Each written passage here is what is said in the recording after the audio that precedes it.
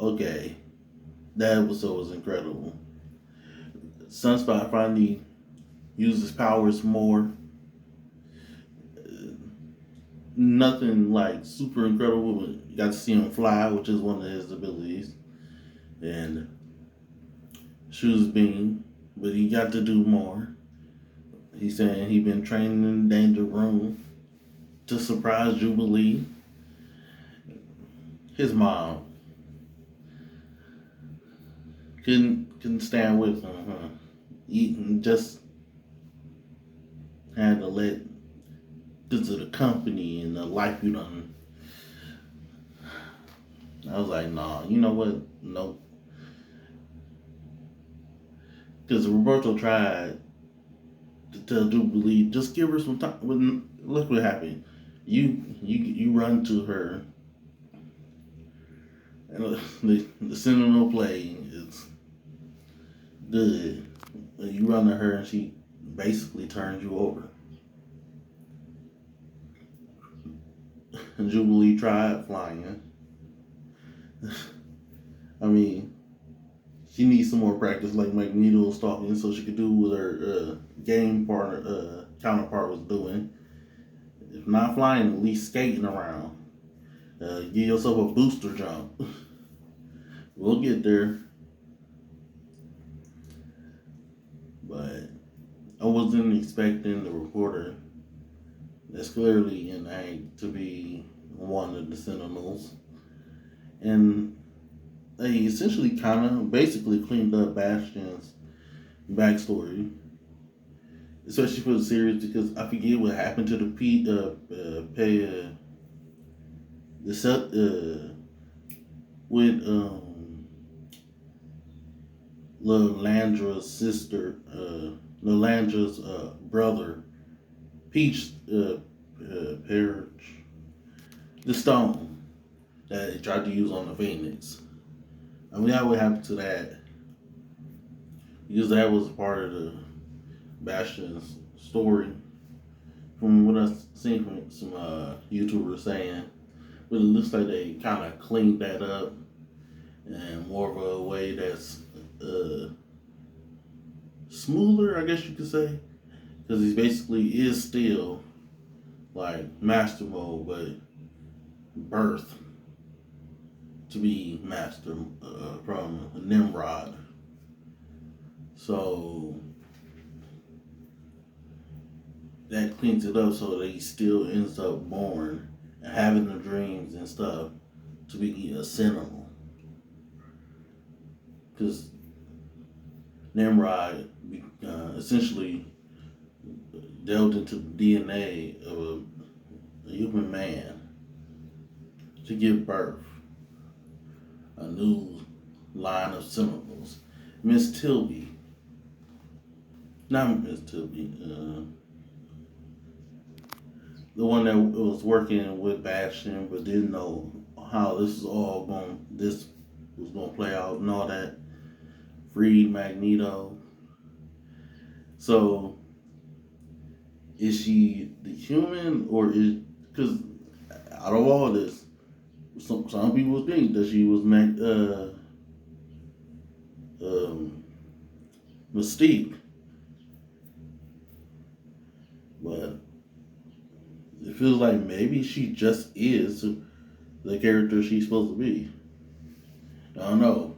If she isn't Mystique, that means we'll still see her out there somewhere, maybe. But it was crazy to see Doom and Baron Zemo. Not because they wouldn't be in the universe, because I've watched the animated series for the Iron Man, Hulk, and Spider-Man back in the day. When I was younger, I watched all those old shows that came out. I was 96. Well, that's when I was born, but it came out like around that same time. I watched the Iron Man one. I watched the Fantastic Four, the Silver Surfer one, the Hulk show where he became Purple Hulk, Gray Hulk. I think the purple one, Shadow King involved. But anyway, all that's to say is that I was just surprised that they showed it in this episode. or now. And that Doom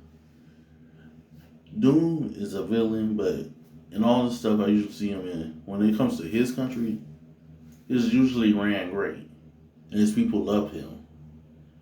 So even he agrees with it being a master, but that doesn't stop him from being involved in this.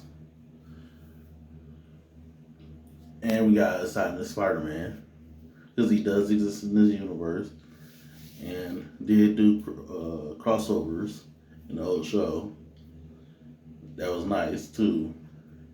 But Rogue is still out, but it was also nice to see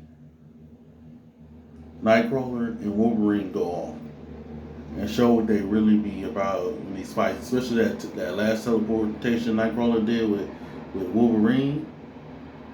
That looked crazy.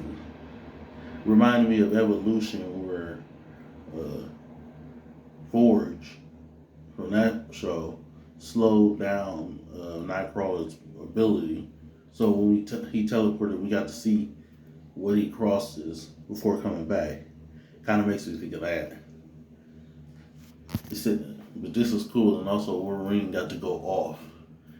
Yeah, they know, and Nightcrawler, because otherwise, pretty sure Nightcrawler wouldn't have sliced through these people.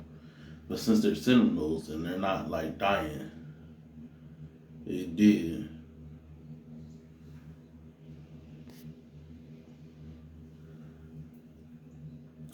But that was also crazy. But also, Jean and Nightcrawler's conversation. Nightcrawler is really good at having conversations with people and helping people through things. His faith really helps him, I think, to be able to do that.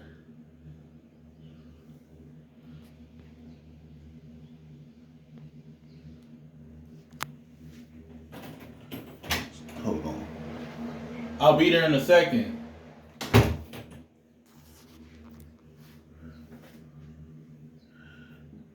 But as I was saying, also it was nice how they used Scott's power to like push the stone, so they didn't have to stop to keep driving the car, and also that was cool too. Just teamwork in this series, it was amazing how they represent the powers and how Jean feels about Cable. Yeah, she didn't herself give birth to her, but another version of herself did. She has those memories. And then Magneto. I'm like, did he go? I was like, what's he doing here?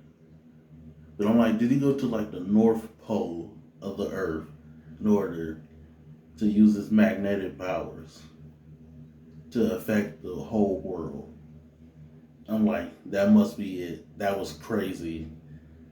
And like Wolverine said, now it's not that he saved our skin, it's that he declared war. And like she was saying, the one that freed Magneto, we always end up back in the same place. Magneto knows that more than anyone, more than Charles. Magneto was right. And then we got to see what the future would hold for Bastion if he won. Basically, Utopia said mutants are basically slaves. Not basically, they're slaves. And that's the only way they get to. So basically,